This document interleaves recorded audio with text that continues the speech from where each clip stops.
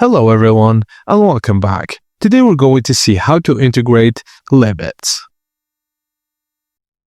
The definite integral of a function can be written in two forms. Firstly, as the limit of a sum, and secondly, if there exists an antiderivative f on the interval from a to b, then the definite integral is simply f to b minus f to a. Here we'll focus on a limit of a sum. Now, take a continuous function of f of x defined on the closed interval from a to b.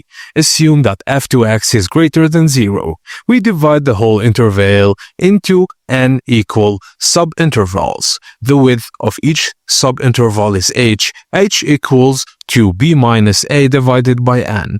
As n increases to infinity, h approaches 0. So the subintervals looks like this. x0 equals a, x1 a plus h, x2 a plus 2h, and xr equals a plus r times h. And finally xn equals b. The definite integral represents the area under the curve y equals f to x.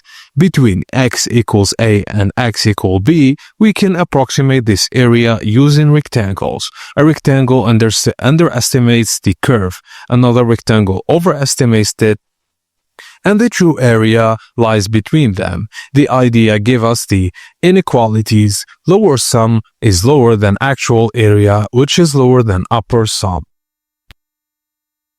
Therefore, the definite integral from a to b of f to x dx is defined as the limit of a sum of a rectangular areas as the number of subdivisions tend to infinity. This is the formal definition of a definite integral as the limit of a sum.